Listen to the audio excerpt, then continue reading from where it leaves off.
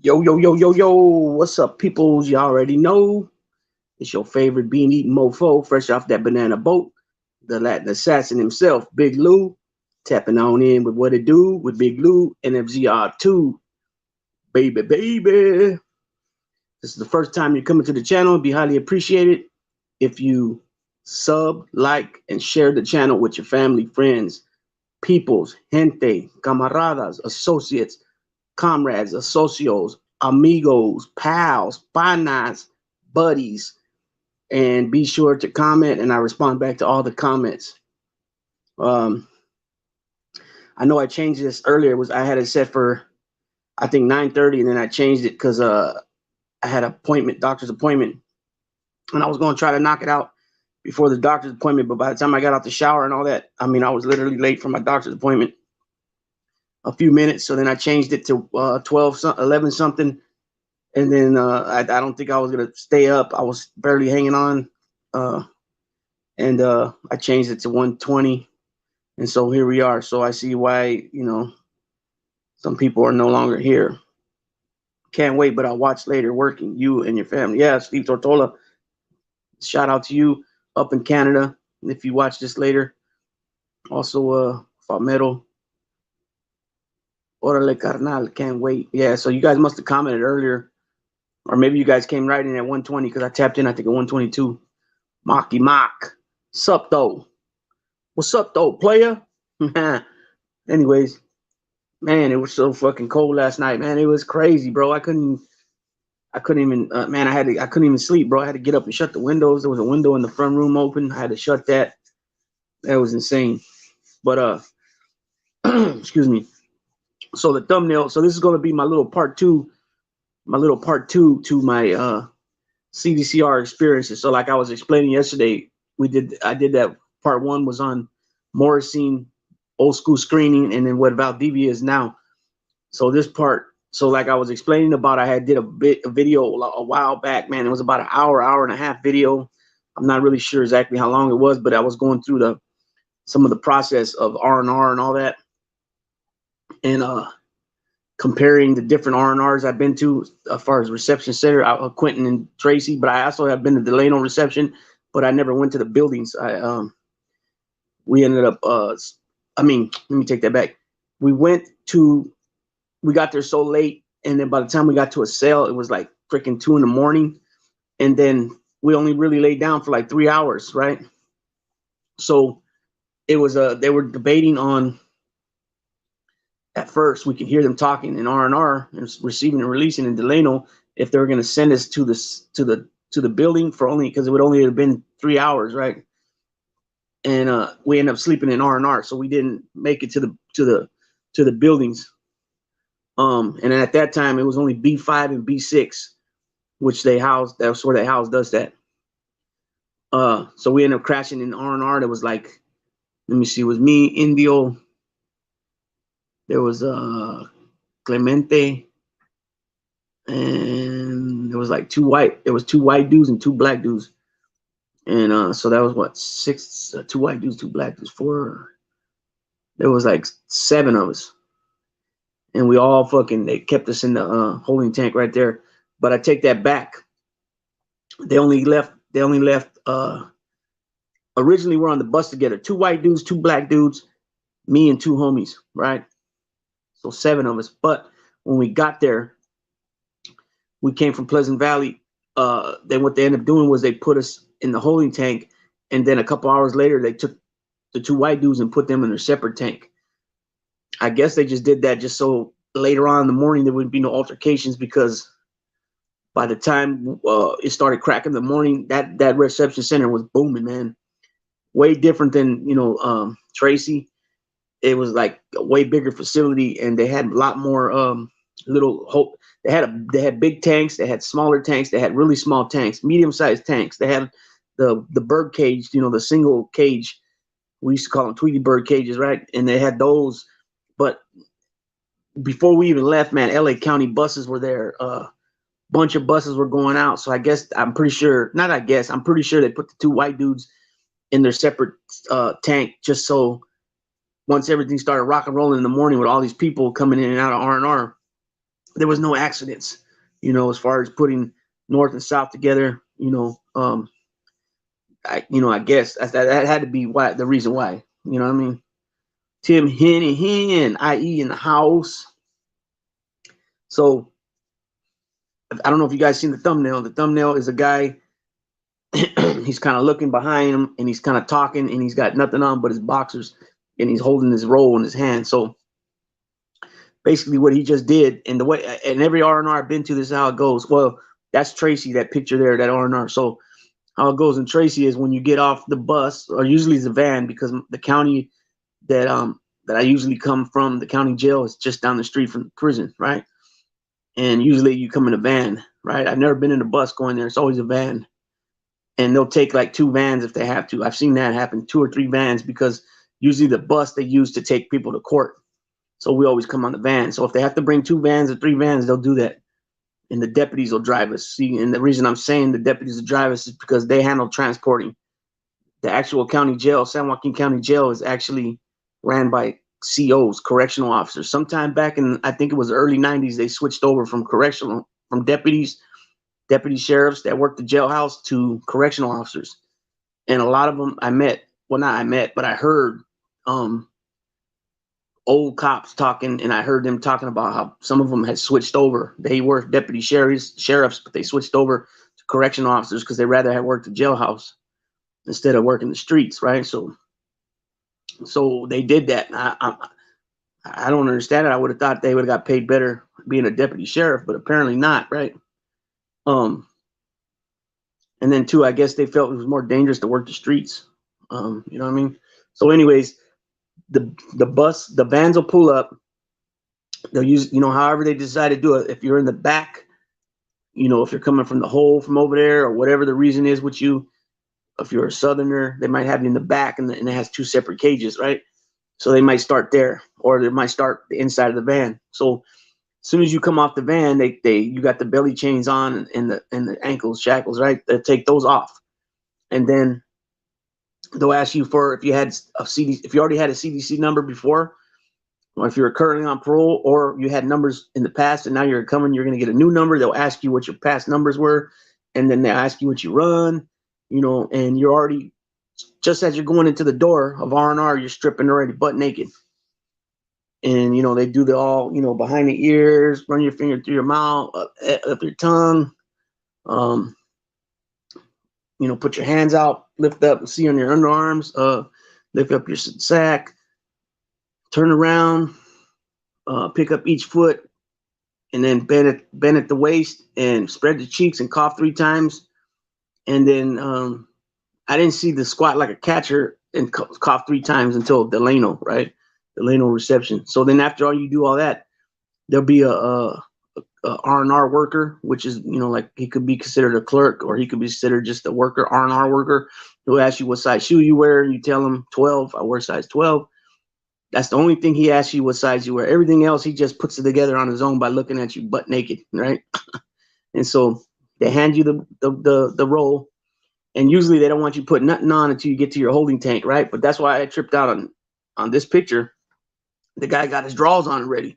You know what I mean? And he's got no shoes on. He's barefoot and he's walking. So they might have changed it because of the ladies, maybe, like the medical staff, or maybe he was just real quick and threw his drawers on, and you can consider that a form of security, right?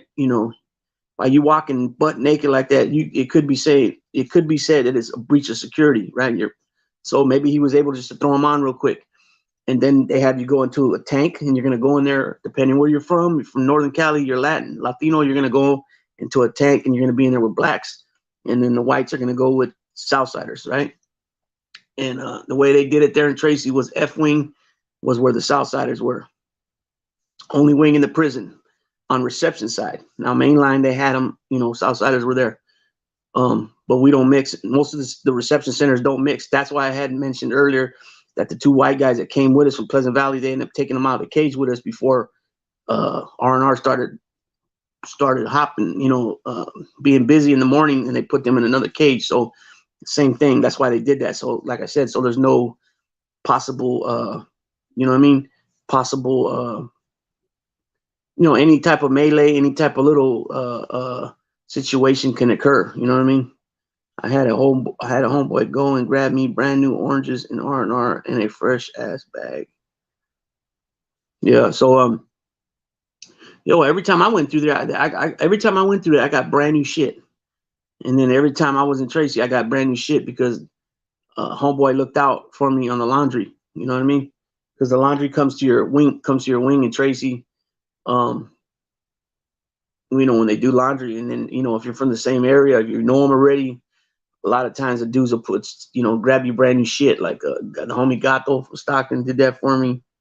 And then when you come down for laundry too, you got to let them know that you're a fish, that you haven't got your you know, you haven't got anything yet. You know what I mean? San Quentin, it's all raggedy, man, all old stuff. And luckily for me, the last time I was there, my cell, I was at front bar. I was cell 225, which is, yeah, I was 225 or 224. I was the last cell on the front bar, and it just so happened the cell that used to be there, they were using as a storage unit. And so when they would do laundry, they would throw the bags of clothes right in front of the door. So I would put my hand out there and take what I wanted, and I started getting stuff for homies on the tier that were with me. And the clerk or the porter tried to come tell me something one time, and I said, hey, check this out, homie. This ain't your shit. You know what I mean? This ain't your shit. You gonna go sell stuff to people brand new? Go ahead. But when that shit's right there, I'm gonna do what I gotta do. You know what I mean? And you know, it's one of them things, right? You know, I know people always want to say, you know, GP, you know, it's solid. Yeah, it is solid for the most part, but you always got guys like that will try to act like state soap's his and toilet paper's his. You know what I mean? And I mean, in a sense it is, because it's his job, but when you're trying to charge, you know, they're charging arm and leg for some of this shit, you know, a roll of toilet paper, you know, and shit like that. You know, everybody knows, man, if you're a convict and you got action at grabbing or something, you keep your mouth shut about it. You don't tell, you know, you don't go tell the cop, hey man, he's taking clothes. You know, that's the type of shit to be going on. Of course, he's not going to admit he did that, but that be happening. I seen it in different prisons. I seen dudes acting like, you know, basically pointing cats out for like grabbing an extra tray. You know, we're getting self-fed, you know, and all the porters would get extra trays, at least one tray each, you know, and this cat's pointing like he had his cane underneath his shoulder, and his, you know, he had it that way, pointing it that way at the guy, you know. So the cop was wondering, like, the CO said, oh, who took the extra tray? You know, this guy didn't say, oh, he did, but he's pointing at him with his cane, like incognito kind of, you know what I'm saying? Anyways, so you, like I said, you take your roll of clothes they give you, right? And you go into the holding tank, and then you obviously get dressed right there, right? And then depending how many people are in there, what you're going to end up doing is you're going to end up, they're going to take your vitals. They're going to take your, they're going to ask you if you're on any medication. And if you are on medication coming from the county jail, they make sure they get the script right. You also see the psych, which they ask you the normal questions. How you're hearing any voices? You feel like hurting yourself or anybody? You ever committed suicide, or you ever tried to commit suicide before? All those type of questions. And then you also get fingerprints. So every time you're being pulled out different times for fingerprints, your picture, they take your picture for your ID, your fingerprints, and then you go back in, you know, and that's when they issue your CDC number. If you're getting a new one, that's your California Department of Correction number. Well, actually it's called CDCR now, California Department of Rehabilitation. California Department of Corrections and Rehabilitation. Arnold Schwarzenegger put that R on there, and at that time they weren't rehabilitating shit. And then so every time, like I said, you go back into the holding tank and you get pulled back out for something else. And then finally you see the R&R sergeant and he'll ask you if he'll use words like if you're active. And I remember when I went back, because I hadn't been in there for a few years, and I went back and he's asking active. I'm like, what do you mean by that? Because they didn't use those words like that, like they use now. And so he said, are you in good standards with people? I said, yeah. So what they also might do is they'll ask, because at one point here, they were supposed to start mixing us up, like selling you with anybody. It never happened. I never seen it happen, but they would ask questions like who you've been in melees with, who you've been in riots with. And then what they were trying, I guess, supposedly they were trying to do is if you got into it with certain group segments, races, different races or different group segments, they wouldn't ever sell you guys up together, which has never happened anyway. So they were going to start something, because I remember some guys had put a lawsuit out on that about being segregated and this and that, but it never happened, like I said. So I let them know a couple of the riots I had been in, which they know already anyways, right?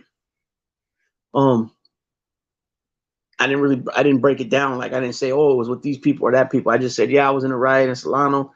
I was in a riot in Pleasant Valley. I was in a riot in Susanville, for example, like that. But I didn't say with who, because that's a form of, of kind of, how would you say, like, not PC and up, but like telling kind of, you know what I'm saying?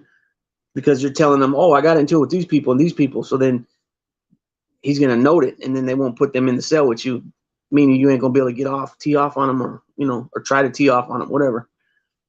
So so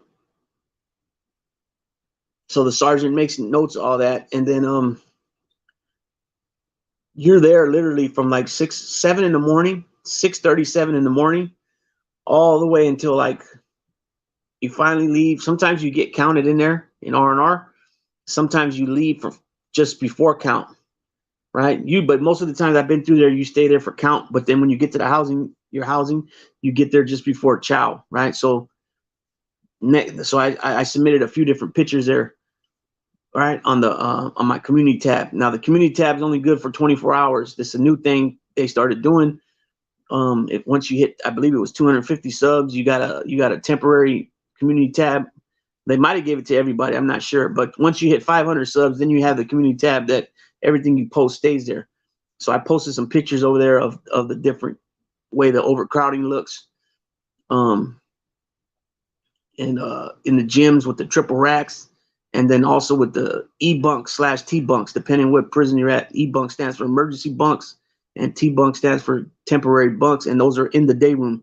They move the benches and the benches and the tables over, and then they put these beds in there right on each side of the day room, on B side and A side and A side and C side, and you sleep there. And you got guys behind you that are looking out of their cell, just looking at you, watching what you're doing all day, and you're like a sitting duck out there. You know what I mean? I didn't dig that. I was on there. They took me out of my cell. I'm level 3, and they put me on these bunks. And then they took me also later. I went to the gym after we got in a bigger ass riot, and they put me in the gym. We were like 25 strong in there, 30 strong. I didn't dig that shit, the gym, but then I got used to it, just like with everything else. It's just you're just pretty much warehoused, and you're like just stacked up like sardines. And it's literally triple rack. So if you guys later go and check out my community page, you'll see the triple racks, man. We're literally, the bottom bunk is real low, and then the top bunk's the best as far as with room, because even the middle bunk, when I used to turn, I used to hit my shoulder on the top of the rack. You know what I mean? But in a sense, you're kind of like the bottom, you're hidden because you're down, and then you could put little curtains up. You know what I mean? It just depends what's better that you like. I don't like the gym really at all. All privacy's out the window. The showers are just sit right there, and they open right next to the window of the cop shop. Then you got the tower walking up there. What we call the tower, it's a catwalk. You know what I mean? And then you got 2 shower heads well, not 2 shower heads. You got 2 showers with about 5 heads around each one, something like that. And so once you get to back to R&R, once you get all that stuff done, seeing the site, getting your vitals, getting your fingerprints and your picture taken, getting your new CDC number, and you'll get your ID card. And then they'll do your property too. I forgot to mention that. They'll go through whatever you brought with you. So what you're allowed to bring from the county is 5 books. I think it's 15 pictures. And then I want to say stamp envelopes. I think you can bring up to, I think it's 20 stamp envelopes. If I remember, I can't remember that one, if it's the stamp envelopes or what. I never in both my prison terms had to be on a top rack. Yeah, so I had to be on the top rack once in the gym. I was on the triple rack. I was on the top. Other than that, I've never been on the top rack in prison. I'm always on the bottom. Um, and this is even before I got the lower chrono. I was always on the bottom bunk. And I'm not gonna lie, there was a couple times where there was somebody already in there or in on that bunk or in that cell, and I found out they were younger dudes, and I just took the bunk from them. I mean, it is what it is. You know what I mean? I felt that I'm older. I should be on the bottom, not the top. I don't like that top shit. I don't like it. And then I had a couple of cellies that are real cool. They just gave me the bottom bunk. You know what I mean? They were cool like that. Shout out to my old celly Tocayo from Visa. Um, very cool ass celly. Me and him were cellies in the oil, and then we were cellies on the main line twice, 2 different times. So once you get all that stuff done, so the property you get, I believe it's so you could take a bowl so this is from San Joaquin County to Tracy, D.V.I. reception. You could take a bowl, one cup, one pair of shower shoes, 5 books. You could take writing material, writing paper, manila envelopes. You could take I want to say it's 15 in stamp envelopes, but I will say 15 to 30. I don't really remember that part of it. But you can take writing paper, like I said. You can't take no hygiene, no food. So there was times that I went to reception where we were already on lockdown there for like 8 months, 6 months when I got there. So I wasn't in part of the incident, but we were already on lockdown. And that's what I mentioned this morning when I was talking to Marky Mark. We literally, like, everybody smelled like onions, bro. It was bad. It was bad. I mean, you got state soap. They're not even letting you go to the store at all, even to get hygiene items. And that's what the importance is. Once you do go to the store and get packages and all that, that's what the importance is of having, besides what the one you're using. So the toothpaste you're using, the shampoo you're using, the deodorant you're using, the lotion you're using, have 2 or 3, at least 2 on deck. You know what I'm saying? That are brand new, because you go on lockdown, who knows how long it could be. And like in this incident, nobody had nothing. You know what I mean? So that's what you always do. So besides the toothpaste you're currently using, besides the deodorant you're currently using, the lotion you're currently using, the shampoo you're currently using, or if you got body wash, or you're still using bar soap, or you use both, because I use both, make sure to have at least 2 other brand new of each of all that in your locker. You know what I'm saying? And then when, the next time you get a package, buy at least 1 or 2 of each again. You know what I'm saying? Because the reason I'm saying that, because the store, they only offer like that funky dandruff shampoo, which is real cheap. And they offer like a VO5. It's like $1.10, which some guys, that doesn't work. Yeah, you wash your hair and it's still good to use to wash with. But if you're like me, the water in there dries out my head real bad. So I always got to get a good like dandruff shampoo. You know what I mean? And so that VO5 shit don't work for that.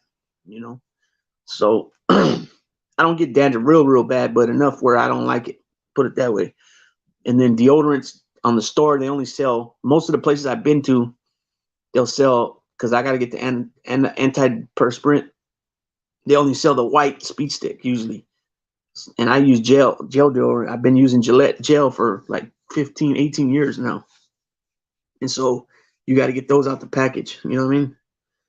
I just came to the pad real quick. I got to let my pup out, and I'm going to shower real quick. You going to be on still about 30 minutes? Yeah, maybe, because if I get that call, I got to get these kids. I'm going to probably tap out. They get, like I said, one gets out at 2:26, and the other one, or 2:20, I think, and the other one gets out at 2:35.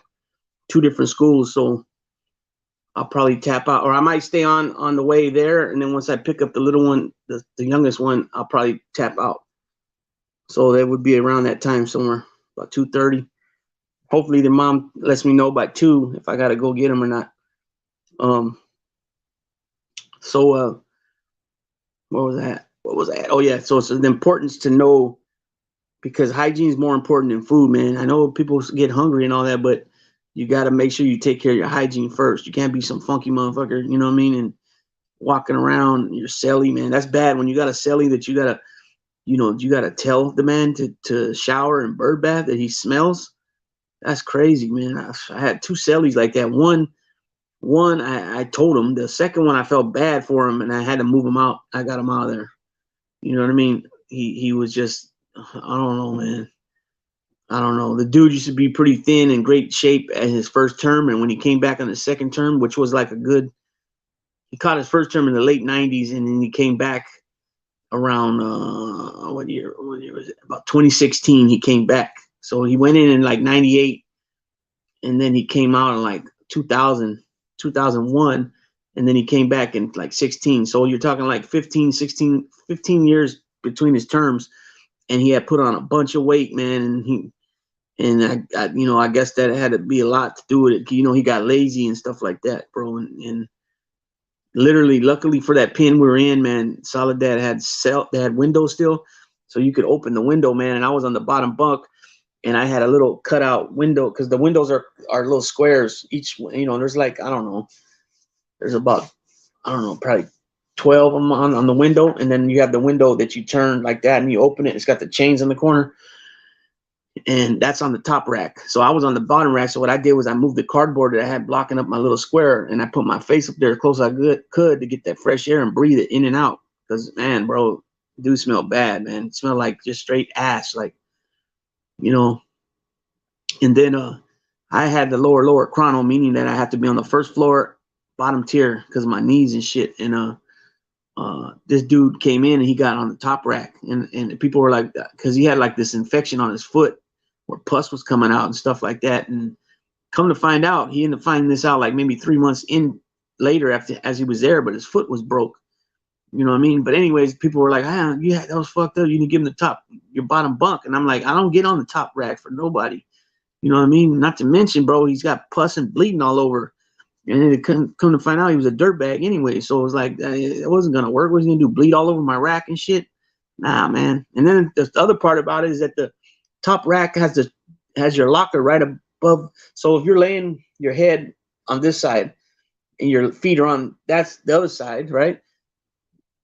About where your middle of your stomach is where the locker starts. So what we're going to do, switch lockers. And then if something happens where they come pack our shit, they're going to pack his shit, thinking it's mine because I'm on the bottom rack. No, we're not going to do all that. You know what I mean? It is what it is. So I ended up moving him out. Like he stood in there with me about a week or so. And never showered, bro. He never showered. And he would always ask me too, oh, what time they run yard tonight? What time they run day room? I go, bro, it's the same time every night. And he goes, okay, because I'm gonna come out and shower. And then I don't think the dude ever did shower, bro, because you know what I mean? And that's another thing. Those nights that they only gave us day room, we didn't get to go outside. That was the night he was asking about this. But the thing is that he had a daily shower chrono, and the reason I'm saying that is because at the time that prison had a water ordinance where we only could shower every other day, and this is on the main line. This is not a reception center. You know what I mean? So through the doctor wrote him in a chrono for him to shower every day. And so the days that we didn't have shower, and the days that we didn't actually go to yard, but they let us out to go in the day room, he was the only one showering. He would be the only one that was able to shower. And I did see him shower, but that was after I was gone. I mean, after he was gone out of my cell. Yeah, man. So that's embarrassing, bro. It's embarrassing for the person. Should be embarrassed to have to be your cellie telling you have to shower because you can smell you smell. But that's embarrassing for the person to even tell them, man. You know what I mean? It's a trip. So like I said, you get to and then the last picture, if you go to like I said, the community post, the last picture is about 6 guys with their brown paper bag that they gave them in R&R to put their stuff in, the books, the shower shoes, whatever writing supplies they have, any legal work they have.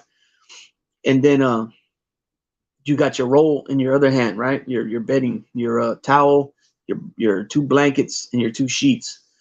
and then you make that long. The new R&R now is all the way on the other side of the corridor. It changed because it used to be like in the middle, not even in the middle, way more closer. And once you get to in the picture, they're at H wing. So H wing, they're gonna go inside. They're gonna be their housing unit. So I've been to H wing a couple times. I've been to E wing a couple times. G wing once. East and West Hall a couple times each. And the way it used to be, once you came out of R&R, you would go into either East Hall or West Hall. And again, Tracy has just the two halls, East and West Hall. Chino, all the buildings are halls: Cedar Hall, Birch Hall, Palmer Hall. Right, that's what they have in common. And then Soledad has 4 halls. There's 2 yards: North Yard A, North Yard A, and North Yard B. And they have Whitney Hall, Rainier Hall. Let's see, Whitney Hall, Rainier. Oh man, Rainier, Whitney, Shasta Hall, and I can't remember the other one. And so, anyways, that hall is the same like Tracy's East Hall, West Hall, and Chino's Birch Hall, Cedar Hall, Palmer Hall. And then Tracy, the rest of it is wings, like I was explaining this morning. C wing, D wing, H wing, C wing, D wing, H wing, J wing, K wing, L wing. I don't think they have an E wing. Yeah, they do have an E wing. Yeah, because I've been in E wing a couple of times too. Yeah, E wing. So they got C wing, D wing, E wing, F wing, G wing, H wing, J, K, and L. Right. Yeah. And then you had the gym was they used to call it the zoo, right? And they have a fence down it, and they made Y dorm and Z dorm, and they call it the zoo, and that was the old gym. And then they had X dorm was above visiting, and they had the kitchen workers there. And then like I said, Tracy has E wing, H wing, and all that, and then Vacaville has the wings too. They got T wing, W wing, S wing, right? And then Soledad Central, which is the huge yard in the middle, they have the wings too.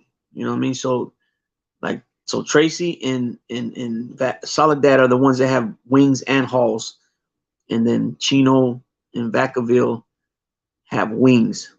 Excuse me. No. Vacaville has wings only, just wings. And then Chino and Soledad, or Chino has only halls, but Soledad and Tracy have both halls and wings. Hope I didn't make that a little too confusing, but the cells are designed exactly the same way, right? So the way it used to be in Tracy, you used to go to East Hall or West Hall first. They would call that fish row, right? You would stay there anywhere from 10 days to like 2 weeks. And then from there, you'd go to one of the wings, E wing, H wing, or G wing, right? F wing, and those were they put the cats from Northern California. F wing was for the cats that claimed either Sioux, 13, or they were from down south. And the ones that claimed that up north, they call them upstate Southsiders, upstate Sureños, or upstate Camaradas. It just depends where they're at in their political career, right? As far as what behind the walls. And then they had in between East Hall and West Hall, they had a little concrete yard, and you would go to that yard until you got to the E wing, H wing, and then that's when you go to the big yard. And then you're in orange in reception, but if you went to medical, you would go with the main line too. When they put you in a cage, depending on who you were, they would put you in the cage with blues.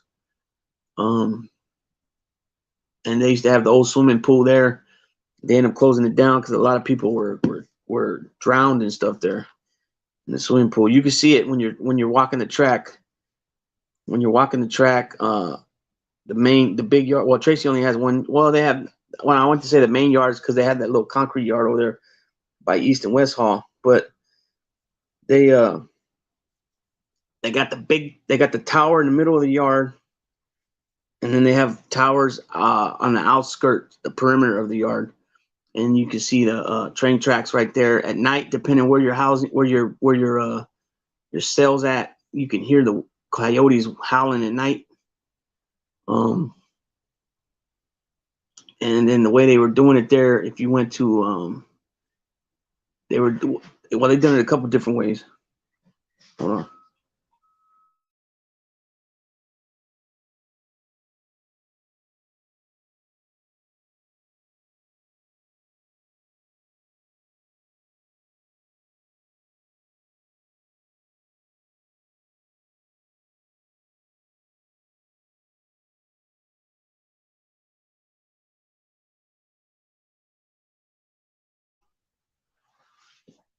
So they would run yard to, let me see that.